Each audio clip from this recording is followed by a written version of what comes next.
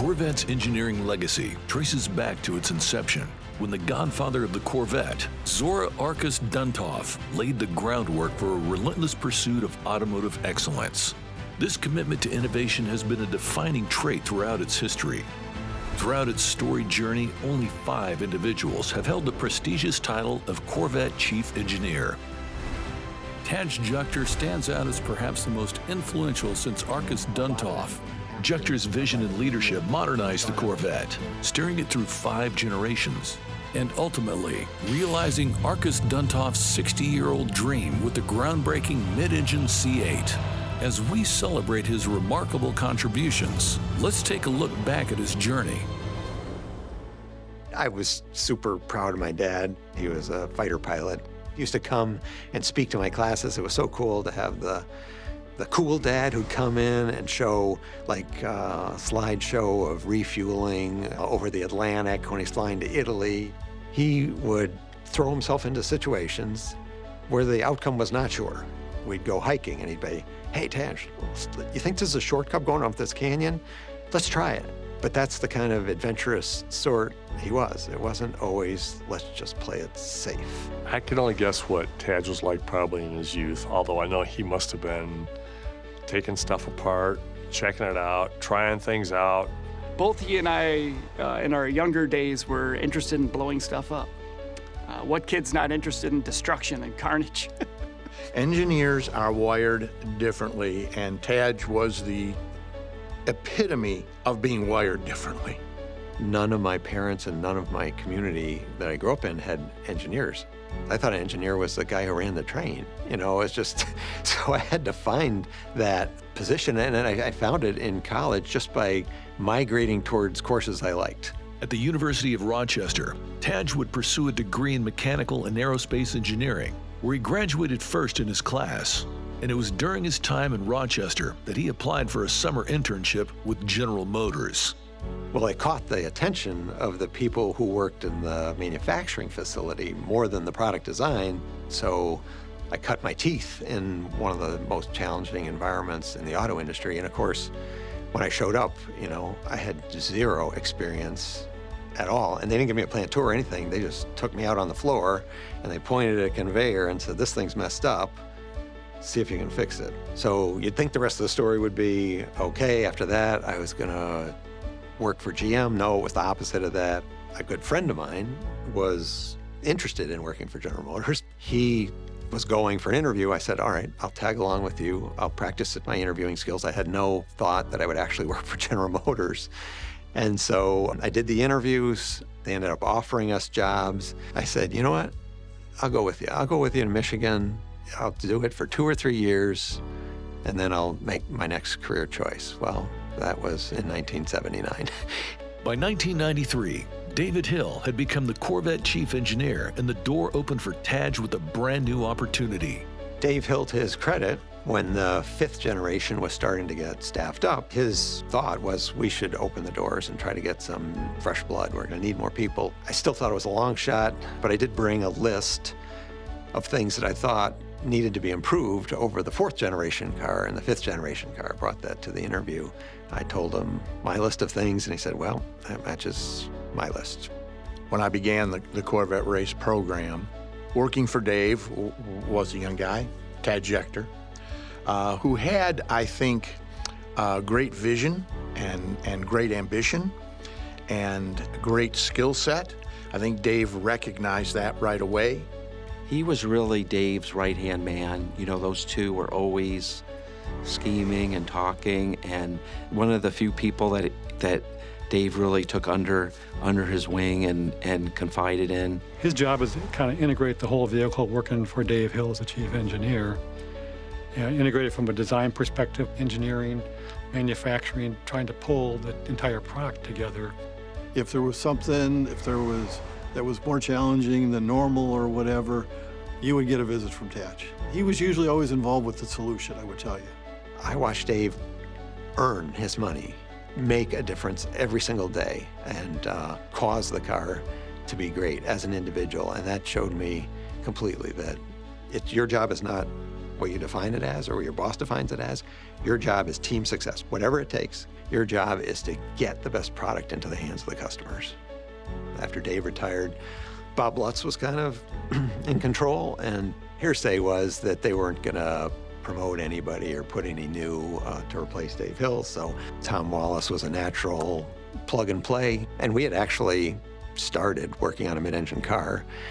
To Tom's credit, he came in and saw the job I was doing as assistant chief at that time, and he went to Bob Lutz and he said, "Bob, Tadge is the chief engineer."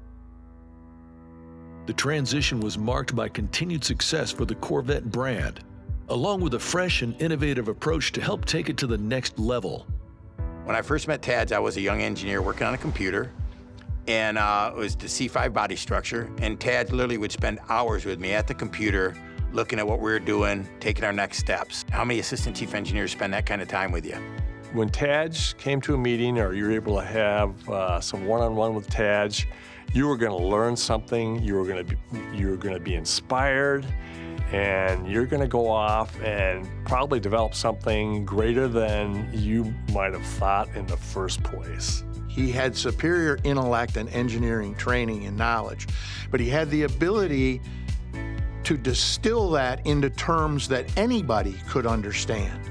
The economic recession in the late 2000s would have an impact on the entire industry and would cause delays in the brand's 7th generation. The C7 was supposed to be a mid-engine car, and we were at the beginning stages, but working hard. It was legitimate. It was supported by leadership. Right before the bankruptcy, I got a call from one of my bosses who said, well, it wasn't even on the agenda to talk about, but as a roundtable item, it was brought up that, do we feel right about doing a new Corvette given how much financial strain the whole industry is in? And people said, yeah, it's probably not the right time. And so they just called me and said, cease and desist, stop. But we got through bankruptcy, and one of the first things we got to work on was the C7. The 7th generation Corvette really became a great Corvette overall. It really had humble beginnings. You know, GM coming out of its bankruptcy era, you know, it was like, could we just do a facelift off the 6th gen? By the time we were done, basically we had a whole new generation of Corvette. When I first met Tadge, I was really struck with how gracious he was as a person. And it became clear to me as we started to evolve our relationship on the C7 that he was the real deal. And he had a knack of explaining things to senior leadership and supporting the people that were working with him, including myself, to get through some of the rough edges and get back on track with the program. We're super proud of that program. If you look at the design language of the car, we completely rethought the interior, wanted to bring it up to the highest standards and really make it a cockpit, make it a driver-focused environment with nothing but premium materials. And so that was our next step up, moving the brand strength up in credibility, trying to be fully competitive with the best cars in the world. It became a great bridge car to the mid-engine car, but one of the things it did was take Corvette into a more refined, sophisticated direction. It created the Corvette as not only just a numbers car, but a car that you can enjoy driving and being in all the time. We do say, and Corvette Tadge is a big advocate for this, that we don't just employ technology for technology's sake. It has to make the car better. It has to make the customer's experience better. And so our formula is to constantly trump ourselves. That's what we do. We make something better. We outdo ourselves. The next generation outdoes the previous. In 2011, Tadge came to us and said, we got approval to do a mid-engine car. There are so many things that Tadge brought to the brand, but I think the final distillation would be the C8 Corvette. As Zora had his name attached to the Corvette in general, Tadge will have his name attached to the C8. No question about that. It's his single most greatest achievement in my eyes. I remember seeing the first C8 with him. It's a masterpiece. And it's such a halo car for Chevrolet dealers. And it entered into a new world. We were trading Porsches and Ferraris and all these exotics for Corvettes. And that was his talent, bringing those cars to the market. We knew that we're going to bring this car out against the best manufacturers in the world who'd had multiple generations to perfect their rear or mid-engine cars. And so the fear we lived in is we had to get it right on the very first swing. We wanted to get all the pluses of a mid-engine, but none of the negatives. His composure and ability to be agile under pressure and allow us to work as a team and him work with us and not dictate too much, but just be right there and make sure we're gonna make it and let us engineer the car and engineer the fix is just a special trait. The pressure must have been unbelievable in meetings to, I mean, you can imagine sitting in a meeting with 25 or 30 guys trying to make a decision on what to do, and he has to sort through all that information and make that decision and make it be the right one. This car has always been the tip of the spear when it comes to performance, attainable value. It's got this massive, massive following of people that may have nothing else in common except a Corvette. It brings people together from all walks of life. We would never be so arrogant as to say we know better than our customers. They're the ones putting their hard-earned money into it, and lots of good ideas have come from customers. Tadge also recognized that the crucible of racing provided a vital arena for driving innovation and performance. We are using racing to show the world the Corvette is fantastic. That's why we're in GT racing. That's why the car looks like the car a customer can buy and have in their garage. We want that connection. So Tadge has supported this from day one. He's always been there to, talk about how can production make us better? How can we make production better? He's been an advocate for what we do in racing. He's valued the importance of making the connection between the race car and the production car. And over that time frame, while Tadge was on the Performance and Corvette team with over 130 overall wins and 14 manufacturers' championships, and Tadge was part of the equation. Obviously, his main job is the production car, but he inspired the team so much to let us know how important it was to the production group to have that team be successful. One of the things that impresses me the most about him is that he has the distinct and uncanny ability to let people be their best. And because those people can be their best, the car is the best. He's got a very gentle way about directing and leading people, and that's always been appreciated.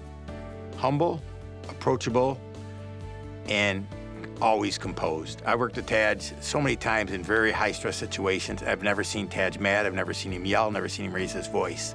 It's incredible. He has an immense amount of compassion for the people that work on this team. And I remember specifically in my career, I had a pretty bad moment. But the fact that he was willing to take the time out of his schedule to come and meet with me, he gave me the biggest hug, gave me all these great words of encouragement, and I think that says a lot. I'm not here to tell you that Tadge was the living embodiment of perfection, but he's pretty damn close. In April 2024, Tadge announced his retirement from General Motors. His final project, the C8 Corvette ZR1, the most powerful Corvette ever created, is a fitting culmination of his illustrious career. Someone once said it's a nice thing to hit a home run at your last at-bat. This fantastic ZR1, your crowning achievement, is much more than a home run. In fact, it's the biggest, fastest checkered flag I've ever seen. Thank you for making our company better. Thank you for leaving us with the fastest and most powerful Corvette ever. And thank you for being a great friend to me and to the whole team. I'm confident he is not one to relax and sit still. He has got to be busy. He's got plenty of projects outside of his work life. I hope that he and Mary enjoy some well-deserved travel and some of that relaxation. She's been on this adventure with me all the way through. She's been really happy that I found my mission in life. At the same time, I think she's happy that we'll have time to do some things for dreams that we both share. But without her support, there's no way I could have done this job. When you think about Corvette and you think about the top names that go with Corvette, he's one of them. He is Corvette, just like Zora was Corvette. If you had to pinpoint one person who had one of the most significant impacts on Corvette history, and in bringing up Corvette through different generations and the impact he's had on the car, it would be Tadge. In my opinion, there's nobody more deserving that's alive today than Tadge for getting that honor. Tadge, I have to say, working with you over the course of both of our careers has been absolutely phenomenal. You are the best I have ever worked with, and the car, the Corvette, is a result of that. The nature of his work just immediately qualifies as a Hall of Famer. Tadge would be on the Mount Rushmore of Corvette to me. I hope that he understands the impact that he's had not only on this product, but for the people that work for him and for the people that drive these vehicles. Sometimes I think he doesn't really realize how special of a person he is, and I hope this, really shines the light so that he understands what an impact he's made. I think his legacy is up there with Zora and the best of them, that maybe even beyond, that he may be the greatest of all time, the GOAT. Obviously, I'm honored. I'm honored primarily because of the people who are in there. The inductees who went before me. I couldn't do the job I did without all of those people and more who've put their heart and soul into this car for all of these years. And so we stand on the shoulders of those giants. The most fulfilling part for me is, and everybody says, so what's your favorite part about the job? What are you most proud of? And most people expect me to say the car.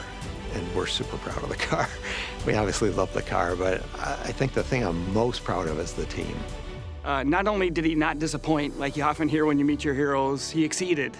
And to watch and learn from him has been something that I'll always cherish. We're all going to be talking about this even after we retire and are gone, how great it was to work with a legend. For his visionary leadership and innovative contributions to Corvette's legacy, we welcome Tadge Juechter into the Corvette Hall of Fame.